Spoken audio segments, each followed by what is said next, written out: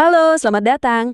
Hari ini kita akan ngobrolin sesuatu yang dekat banget sama kita semua, yaitu gimana lingkungan tempat kita tinggal itu ternyata punya peran super besar dalam menentukan kesehatan kita. Dan ini bukan kebetulan loh, ada kaitan langsung yang bakal kita telusuri bareng-bareng. Pernah kepikiran nggak sih, kenapa ya rasanya kok tiap ganti musim penyakit yang muncul itu lagi? Udah kayak jadi langganan gitu di lingkungan kita. Seolah-olah ini tuh siklus tahunan yang nggak bisa kita putus. Oke, yang pertama, diare. Sering dianggap sepele kan? Tapi faktanya, penyakit ini terus-terusan jadi masalah kesehatan yang serius di banyak komunitas di seluruh Indonesia. Terus, ada demam berdarah dengue atau DBD.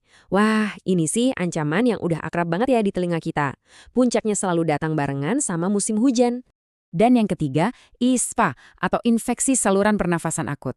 Batuk, pilek, sesak nafas yang sering kita anggap biasa. Padahal akarnya bisa jadi jauh lebih dalam dari sekedar pergantian cuaca. Nah, ayo kita lihat lebih dalam. Tiga penyakit tadi itu munculnya nggak acak loh. Semuanya adalah bagian dari sebuah pola besar. Sebuah ancaman yang ternyata sumbernya ada di lingkungan kita sendiri. Inilah inti dari obrolan kita, penyakit berbasis lingkungan. Ini adalah istilah keren untuk semua penyakit yang dipicu oleh kondisi lingkungan kita. Jadi, diare, DBD, dan ISPA yang tadi kita sebutin, semuanya masuk ke dalam kategori ini. Coba dilihat tabel ini, hubungannya jelas banget. Diare dan kolera itu datangnya dari air yang kotor. DBD udah pasti dari genangan air tempat nyamuk berkembang biak. ISPA dari asap pembakaran sampah. Ini bukan lagi sekedar cocok logi, tapi benar-benar hubungan sebab akibat yang gamblang. Oke, sekarang kita tahu polanya. Pertanyaannya, akar masalahnya tuh apa sih? Yuk kita telusuri lebih dalam. Ternyata ada dua faktor utama yang jadi biang keladinya. Tapi sebelum kita fokus ke Indonesia, coba kita lihat gambaran besarnya. Menurut WHO, hampir seperempat, bayangin, 1 dari setiap 4 kasus penyakit di dunia itu disebabkan oleh faktor lingkungan. Ini bukan cuma masalah lokal, ini krisis kesehatan global. Oke, biang keladi pertama yang bakal kita bedah adalah kondisi sumber air kita. Sesuatu yang seharusnya jadi sumber kehidupan, malah seringkali jadi sumber penyakit. Angka ini 28 juta. Ini bukan sekedar statistik ya. Ini adalah perkiraan jumlah orang di Indonesia yang setiap hari masih berjuang buat dapat air bersih yang layak. Puluhan juta saudara kita. Dan masalahnya lebih dalam dari sekedar akses loh. Lihat data ini. 60% dari seluruh sungai dan danau kita yang harusnya jadi sumber air minum, itu statusnya sudah tercemar. Artinya, kemungkinan besar air di sekitar kita itu sudah nggak lagi aman. Terus, siapa pelakunya? Ironisnya, sebagian besar itu ya dari kita sendiri, lewat limbah rumah tangga. Ditambah lagi sama limbah industri, kasus Sungai Citarum itu contoh nyatanya, dan sisa-sisa pestisida dari pertanian.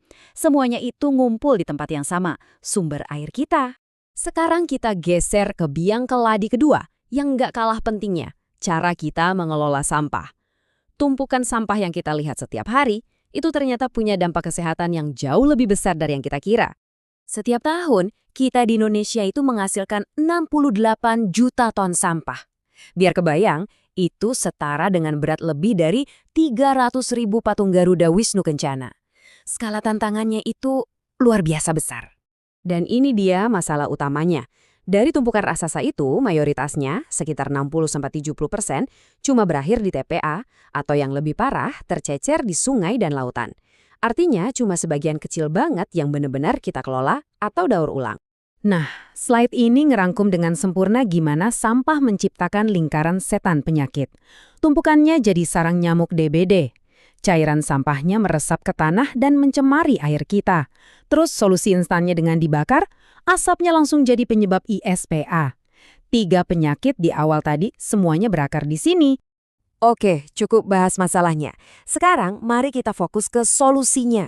Kabar baiknya adalah kita semua bisa jadi bagian dari perubahan. Ada langkah-langkah nyata yang bisa kita ambil untuk masa depan yang lebih sehat. Kuncinya ada pada prinsip yang mungkin udah nggak asing lagi. 3R. Reduce, yaitu mengurangi konsumsi kita, terutama barang sekali pakai. Reuse, menggunakan kembali apa yang masih bisa dipakai.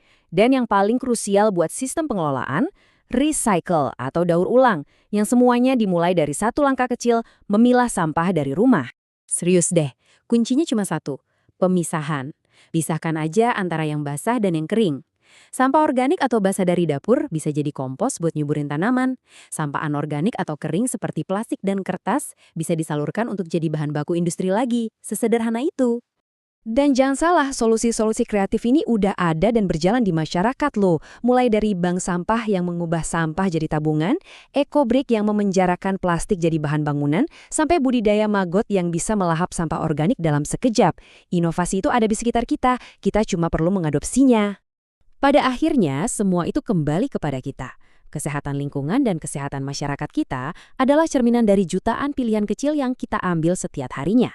Setiap plastik yang kita tolak, setiap sampah yang kita pilah, adalah langkah menuju masa depan yang lebih sehat untuk kita semua. Jadi, saya mau menutup dengan satu pertanyaan untuk kita semua renungkan. Kalau kesehatan lingkungan adalah cerminan kesehatan kita, lalu perbaikan ini harus dimulai dari siapa? Jawabannya ada di tangan kita masing-masing. Terima kasih.